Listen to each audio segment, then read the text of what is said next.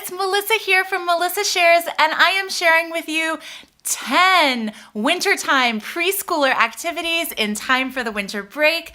We are almost off school. We get out at noon tomorrow, so the time has come where I need to be prepared to handle 2 children for, 18 days, a lot of time. So I am not going to suggest today that you turn your house into a Montessori school, but I'm going to give you maybe some Montessori-inspired activities that you can do with no money using things you already have in your house. Let's jump right into them right now. This is a Snacktivity. Snacktivity. This is a nut snack, but you could do it with tangerines or any other, like squirrel type foods. I have this fun little nut dish, but you could just use 2 bowls. Pistachio nuts, my kids love. If you have a younger kid, you might want to supervise anything involving nuts, but my girls love pistachio nuts. And I even picked up like a fun wintertime activity is walnuts. My girls love if I crack the walnut for them and then they get to unshell them and see what's inside this walnut. This is an activity and it's a snack. Let's go to the next one. This I call my inbox outbox activity. This I use for my real mail. I have devised a little system where we have actual mail that comes to the house. Here's some holiday cards. My girls can open the holiday card mail that arrives. I also have solicitations, and I've done a video on this before where my kids love opening junk mail and they get to keep the credit cards and other coupons and things that are inside. And I have another step to do with this in a moment. I've also done an activity about how to use junk mail envelopes and stickers and stamps. I'll link that up for you. But this is like a whole, I'm going to go work in my office kind of activity for kids. As an extension of that, I also put at this station things like magazines that maybe you already have at the house. This magazine is amazing. It's like arts and craftsy, and inside it has a paper house. And since I have 2 kids and only one of this magazine, we're gonna copy it and then both girls can make a paper house. I also have old copies of Highlights for Children. They can go reflect upon their mail and read their magazines. So this is the inbox outbox, everything to do with mail. Once your child has opened his or her mail, they can do the cash register activity. Add a wallet and you can make it super fun. I give them my club cards from the stores, old used gift cards, all kinds of solicitations that come. They can add that to their wallet and they can use this cash register toy that we have. This is a great learning toy. If you don't have one and you're looking for a holiday gift, highly recommend it. Hours of play. This cash register and wallet play can then segue into my next activity, which is making the grocery list. Making the grocery list is so much fun for kids, and using the circulars that come on your doorstep for free every week. These will be coming in our area on Tuesdays. They just show up.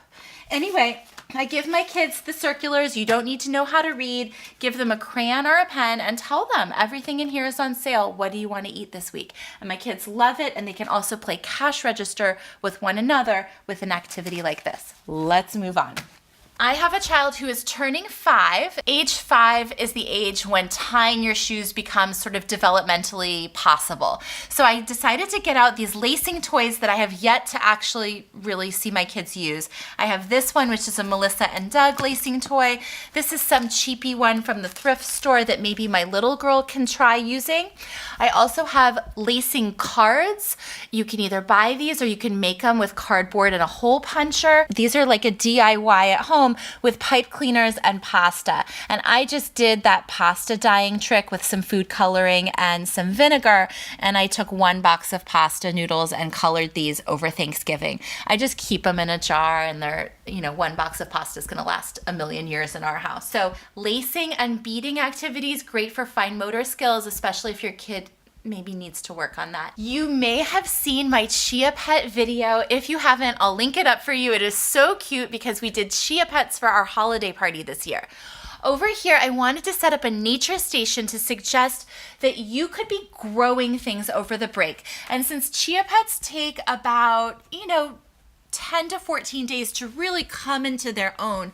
It would be a great activity to do early on in the break. Here's a turtle. I love all of the Chia pet animals. I think the new ones are really stupid looking. So if you can find an old one, great. I'll link a bunch of links below. They're still made and available for around $20. I have chia seeds. Follow the directions and let them mix with water and sit for 30 minutes. Smear them on here and you can grow a little friend over the holidays. We also grow things like, these are the tips of green onions that I bought at the store. These you can put in water. I have a paper towel to support the bottoms, but I just cut about a 1/2 inch from the bottom of my green onion, and these are growing inside on my kitchen counter, and they will actually grow into full-blown green onions again and forever, as long as you can keep them alive. So this is both a practical and interesting sort of science experiment. This is probably my favorite activity. Your little garden turns into a jungle. You can use figurines, a pie pan or cake pan, or any dish like this. And these are household seeds and grains that you could get out of your pantry. Some suggested items might be quinoa, beans, corn for popping popcorn. All of these things can grow. Your chia seeds, you don't need a chia pet. You can just put them in a flower pot or in a saucer. So this is a really rich station, and I highly encourage you to do it for your winter break. Over here, we have button sorting. You may or may not have a button jar, but you probably have some loose buttons. You could buy these at garage sales, antique malls, or go find one at your grandma's house. I bet you your grandmas have them already. These are just pickle jars. All of the loose buttons are from clothes that you buy that have a spare button or something that gets moth-eaten and you cut the buttons off.